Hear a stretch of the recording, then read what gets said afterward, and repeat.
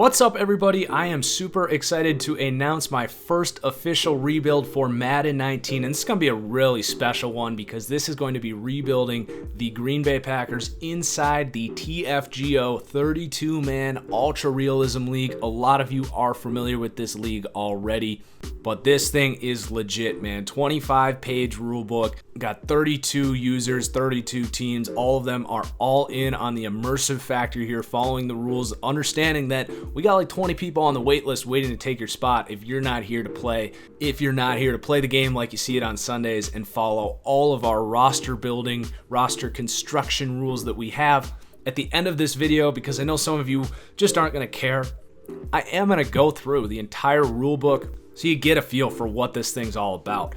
And do make sure, guys, you are following me on Twitch, because yes, there will be cut-ups of this game, but if you want to get these games live and get my live commentary on these games, the games will all be streamed on Twitch. That's twitch.tv/thatfranchiseguy. And then if you follow on Twitter at TFGO Packers and then the league Twitter at TFGO League, you will get Twitter alerts for when the games are happening, what moves all the teams are making. All the teams have their own Twitter accounts. You know, this league is all in on the immersion factor. As for this series, you can expect, every 2 or 3 days, the league goes by 72-hour advance windows. So that is when you can expect these episodes, roughly, 10 minutes apiece. And then same thing can be said about my Twitch streams, every 2 or 3 days. So let's take a look at this league. We're going to look at my teams. We're going to look at my team, but first I want to talk about the teams in this league to keep an eye on. We're just going to go through by division. We'll start in the NFC North with myself. I did take home 4 division championships. We did get through 4 seasons, expecting to get through 6 or more this year, considering we started this league in January last year. Now getting to start from the beginning of the game. But we got the Bears, the Lions, and Vikings are kind of new users. Bears have been competitive, did beat me twice in our 4th season. So we'll see how it plays out. I'm confident we can take home another divisional title, but we'll see. NFC South. Now, the competition here has dropped off. All these users are pretty much shipping off to other teams. I think it's going to be a tight race, but I don't think we're going to get any Super Bowl contenders out of here, but they might surprise. And the NFC East, this is going to be pretty competitive. You got the Cowboys, who are one of the 3 or 4 best users in the league. The Eagles, a newer user, but did play at a pretty high level. Did make the playoffs last season. And then the Giants is going to be Andy, longtime fan of the channel. Good player. He should be pretty competitive here. And then a shout out to Headless Goose of the Redskins. So it's going to be a fun division, the NFC East. And then NFC West, we got a whole new division here. Cardinals is going to be Clone Otto, who is the Panthers, had some playoff appearances. And then the 49ers is going to be Nick, who took over the Patriots in Madden 18. Pretty much went undefeated in his reign there. So he'll be a pretty high caliber opponent here. I expect these two to really compete for this division. The Rams and the Seahawks, we'll see. I don't know too much about those players. And then in the AFC North, I'm expecting Ravens and Steelers to be pretty competitive. Bengals and Browns, we'll see. And then the AFC South, this is going to be fun, I think, between the Texans and the Titans. Jags a good player as well. But I'm really excited because these two are maybe 2 of the biggest trash talkers in this league, so that'll be a fun rivalry there. 2 competitive teams between the Texans and the Titans. In the AFC East, this can be Hawking's division, as he's the 4-time defending Super Bowl champion. No one has yet to beat him. We'll see if Madden 19 brings new fortunes for the rest of the league. But don't sleep on the Patriots either. It's going to be Jam 34. Really turned around the Lions, so we'll see if he can handle Hawking. He's got a tall task there, but also the Cardinals user from last year is taking over the Jets. So the AFC East getting a huge boost. It's going to be probably the best division in this entire league, I would think. So that'll be fun. And then the AFC West, I think Chargers is going to get the nod here. He was the Chiefs last year, made a couple Super Bowl appearances, so I think he'll be pretty competitive. Chiefs is a new user. Raiders is going to be Justin Case. User making really good YouTube content for this league. Make sure you check out his YouTube channel. I'll put a link in the description. Same thing, by the way, with Jam34 and the Patriots. A couple other really good YouTubers making content here for this channel. So let's run through my team and kind of what I'm thinking here in terms of team building. Obviously, we are just set at quarterback. We got Aaron Rodgers. Got that contract coming up, so that'll be interesting. Kaiser's going to be the developmental guy that we're looking to maybe become the future here, but I don't know if that window's going to overlap. We're hoping Rodgers can play another 6 years here. Ideally, Kaiser will be moving on, but maybe a trade asset in the future with that 97 throw power. And then Brett Hundley is going to be the backup here. We trust him a little more than Kaiser right now, but he'll probably just be leaving in free agency after this season. And then running back, we're going to have a two-man show for the first 2 weeks because Aaron Jones is suspended for 2 weeks with that PED suspension. We're going to risk these guys staying healthy. Pretty good compliment. You got the power guy, you got the receiving guy, and then if we did suffer an in-game injury, we're going to go to Aaron Ripkowski. But just a lot of talent on this roster. I did not feel comfortable letting someone else go in order to keep a third running back for the first 2 weeks. And then at receiver, this will be real fun. We got Devontae Adams. It's going to be the Devontae Adams show this year. Scheme fit, star development, 86 overall, just 25 years old. Just got that new contract, so really excited to make him kind of a star in this league. Now, Randall Cobb is in the last year of his deal. If he plays well, we might bring him back, but we've got these 3 young receivers. Jamon Moore and Equinemius St. Brown specifically have that quick development. Jamon Moore played really lights out in the preseason, so excited for him. He's actually going to be the number 2 on this depth chart as we're going to have Cobb in the slot. But Equinemius St. Brown at 6'5", really good athlete. And then don't sleep on Marquez Valdez-Scantling either. 93 speed at 6'5". Might be a piece we need to use here. And then this might be my favorite part of this team. Look at this tight end room. Just a bunch of dads. Antonio Gates, Mercedes Lewis, Jimmy Graham. I mean, what a fun room. I'd love to just be a fly in the wall in this tight end room. I mean, just a bunch of vets that know what they're doing. They're going to show up to practice. They're going to work. But really not a whole lot of developing going on in this room. Just, showing up, playing football, doing your job.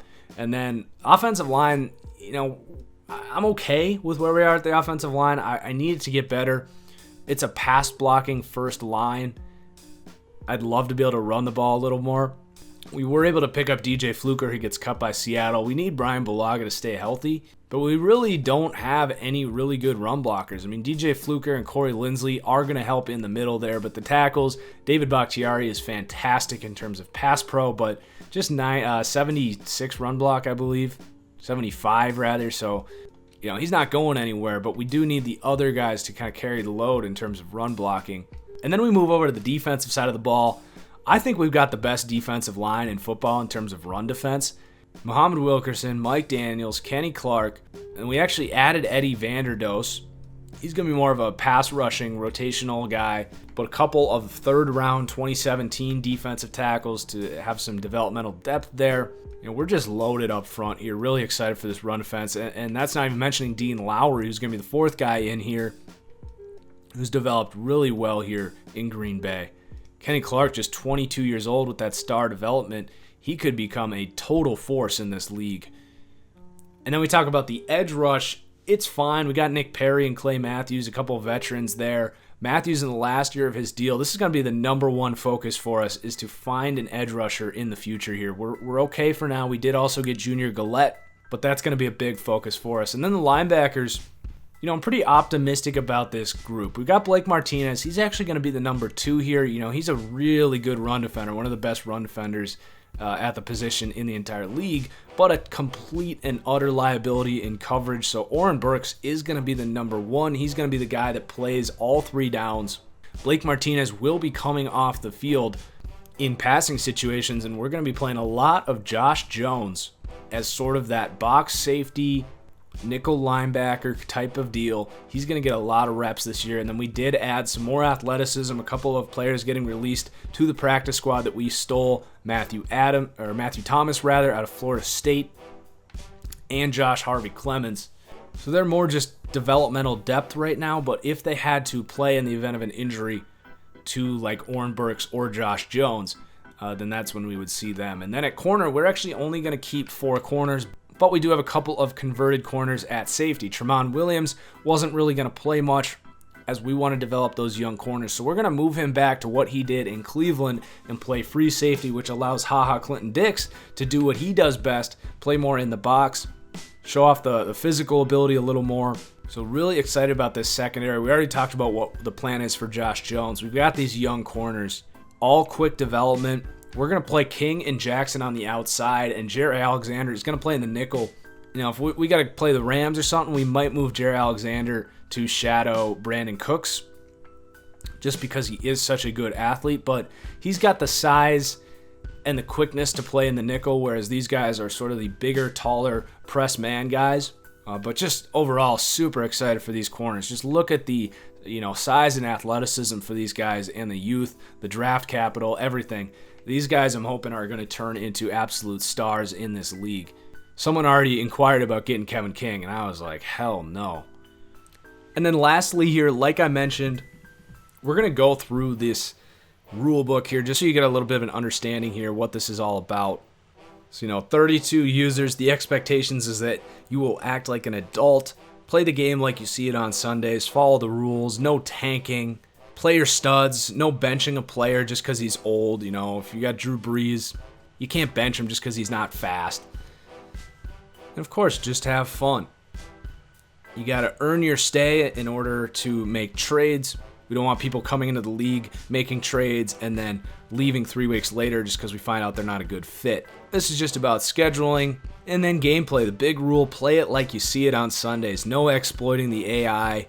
You always have to rush at least 3 defenders. A lot of this stuff is just cheese prevention, stuff that you see in lobby play for competitive Madden that we just don't allow here, which is why it's so much better to play and I think watch these games. It actually looks like a football game. You can't snap the ball and instantly roll out. There's no using the guess run or run middle mechanic except for on 4th down and inches. You got to mix up your play calling. You are only allowed 1 hot route per play and certainly not 1 hot route on every play. And then no quick snapping. This is a big one. You got to let your quarterback go through the cadence, let the defense get set. When you play online, everyone just runs up the line, snaps the ball right away. None of that here. Even though that does happen in real life, we do this just because a lot of times the game won't let you make adjustments that in real life defenses are making before the quarterback gets to the line of scrimmage. If you're caught nano blitzing, you are automatically removed from the league. No running play action on 3rd and long. This is cheesy. In real life, a linebacker and a safety would never bite on that, but in the game they do. And then any kind of money play, anything that you would see from like a YouTube video that says, this play works every time, or unstoppable coverage beater, anything like that, and running it to exploit the game, you're going to get kicked out of the league instantly if you do that. You're expected to mix up your play calling. You can run the same sort of concepts, but you are expected to mix up your formations when you do so. Outside of like very basic plays, you shouldn't be calling the same play more than 3 or 4 times a game. You're not allowed to call by suggestions on defense because they do a really bad job of matching the formation. If you call by suggestions, you'll end up coming out in a 4-4 defense against a 5-wide look. We expect our users to match the formation that the other team is running. And that goes both ways. If you're on offense, you shouldn't be running 2 tight end looks on 3rd and 17. You should be putting 3-4 wide receivers out in passing situations. And then you are allowed to go for it on 4th downs in realistic situations. This is just kind of in-depth to our hot route rules and pre-snap defensive stuff. You can't change a player into a zone coverage. You can change a player into man coverage, but it is expected that you do not do this more than 3 or 4 times a game. This is supposed to be used to react to a very specific look, kind of a complicated rule, but we don't want players completely changing up their defensive plays all the time. Really, almost never should you be changing your defensive play. No huddle is allowed, but you're not supposed to spam it. Also, running no huddle does not mean you can violate the quick snapping rule unless you're, in a must-score 2-minute warning, clock's running out. You can go as fast as you need to go. And this is a big one. Defensive usering rules. We call this the TFGO Candyland board. So if you're going to user, number 1, you've got to strafe. No running around like a wild animal. You got to stay true to your zone discipline. You are allowed to go within 1 spot of your sort of starting zone and you can bounce back, but it doesn't mean you can go here and then go here. And then we also added some exceptions to when you can and cannot sprint. So we were having some problems where this was becoming pretty unrealistic and difficult to defend, so we added some new rules here. Number 1 is if a player is running, say, a drag concept or a out route, you are allowed, once they get to the numbers, to break strafe and start sprinting. So if you are in a zone and you got a drag coming and you're like right here and the drag's coming, and in the NFL the numbers are actually like right here. I think this is a college board here, but say he gets here and you're in strafe right here, you can then break strafe and start sprinting with him. Same things if he's running like a deep crossing route, or if he's running a corner route and you pick him up right here and he breaks to the corner, you can start sprinting to the outside to catch up with him. But that doesn't mean if he's running a slant and you pick him up in the middle of the field that you can then start running with him all the way. You gotta strafe with him until he gets to the number, and then you can start sprinting. And then the other rules are, once the quarterback leaves the pocket, you are allowed to attach to a single receiver. You can become a man defender when the quarterback leaves the pocket, but you cannot latch off of that receiver. You are expected to stay with the guy that you choose for the remainder of that play. And then we just added a third one as well. If you are using a high safety, you are allowed to, within a realistic reason, start sprinting in a ball hawking type motion. Say you've got a post defender coming at you and you think the quarterback's about to throw it, but you're pretty far away, you're allowed to start sprinting towards it. But that does not mean you become a man defender on that guy. If you guess and guess wrong, you have to strafe back into your position. Also, if someone is running a seam or a go and they get past you, you are allowed to turn around and sprint to catch up with them. So those are our usering rules. This is just some glitch stuff, sky punt. A lot of this is Madden 18 specific, but we've kept it in there. You're not allowed to user the kick blocker until otherwise notified, especially in Madden 18. The kick blocks were just ridiculous. Not only did you get too many kick blocks, but it would always result in your team scoring if you blocked the kick, which is just a completely unnecessary game-changing shift that has nothing to do with how good the users are. So we just decided to eliminate that from our league for now. And then we've got stat restrictions. If you're coming out and giving the ball to your running back 40 times and you win by 35 points and you're still giving them the rock in the fourth quarter, that's stat padding. Your player will be suspended. We've got all sorts of restrictions here for, quarterback has to be within a certain amount of yards per completion. This is so people aren't just looking for that deep ball all the time. Wide receivers, you're allowed to be a deep threat, but these are very high numbers of total air yards, which is taking rack out of the equation. So you'll get suspended if you're only going deep with a wide receiver up to a certain amount of yards or receptions. You do have to split up your running back workload. 80% of the total carries. Yeah, some running backs will actually get up to 81, 82%, but 80% is definitely generous enough for that rule. And then you also have to mix it up. No more than 65% of your passes can be runs or passes. You've got to mix up your play calling. And then if a user is throwing too many interceptions, we might consider replacing the user just for overall competition. Playbooks, this is pretty interesting. We've got a whole new setup here. Offensive coordinators, we've added this to the game. So you can take a look at this if you want. The link will be in the description. You'll have to follow the CBA down here. But basically, depending on who your coordinator is, sometimes it's your head coach, you're allowed a certain set of playbooks based on your scheme. And if you want to change up the kind of offense you want to run, you will fire your coordinator or hire a new offensive coach. So I won't go too in-depth into that, but that's a really cool addition that we've added this year.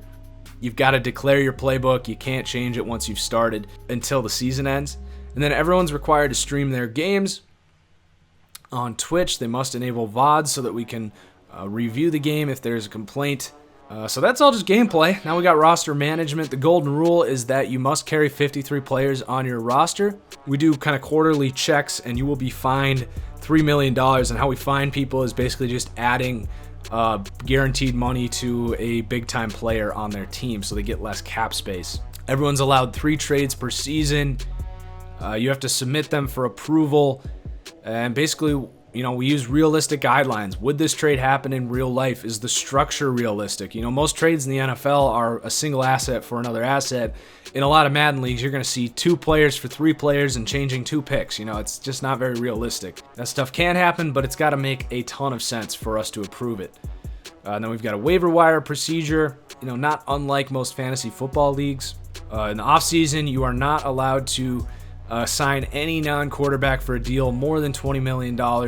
Contract extensions, if a player, is only a 70 overall, you can't give him a 6-year deal so that, by the time he develops, he's making, 10 cents on what he's worth. Compensatory spending, haven't added this in here yet, but this is basically if you let a player leave in free agency because Madden does not have compensatory picks, what we are going to do is take some money off of certain players on your team so that you get more cap space as a reward for letting a player leave. We want to discourage people trading every player that they don't plan on re-signing. Practice squad, yada yada, that's kind of boring. And then here's our position change requirements. So, you know, a lot of leagues have problems with people moving receivers to tight ends and safeties and corners interchangeably. You know, moving centers to offensive tackle and expecting that to translate. So basically, a lot of restrictions here. The big ones are going to be wide receiver. You can't move a tight end to wide receiver and vice versa unless they fit a very specific set of requirements. We have yet to have a receiver convert to tight end in the history of this league. And then offensive line is kind of a player-to-player basis. You know, some guys have experience, but a lot of times if you're going to request moving an interior guy to offensive tackle, we have a set penalty of like -7 pass blocking, -10 awareness, you know. A lot of these guys are graded for how they can block on the interior, but if you move them outside, it is not going to translate. Just look at a lot of guards that have tried to do that. You know, Lane Taylor had to do it for the Packers last year, and his grades dropped off. Kyle Long tried to move to tackle permanently because he knew it would pay better long term, and they had to move back to guard because you just couldn't do it.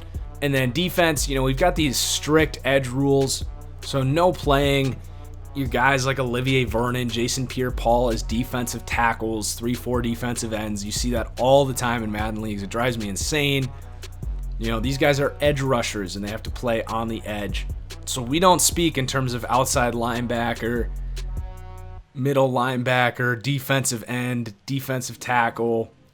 You know, we speak in terms of edge, IDL, and linebacker. And we drill that into everyone in this league to get this idea out of your mind that a 3-4 end and a 4-3 end are really anything alike. You know, the only exception is going to be if you're going to play one of those guys on the interior, like a Michael Bennett per se, on obvious passing downs. So if the other team's coming out in 4 wide, you can have that interior pass rusher. So that's really all the rules. Like I said, it's a lot. You know, we do have a pretty long wait list, but there is a link in the description below for our league application. So if you are interested in getting on the wait list, make sure you fill out that application and submit it.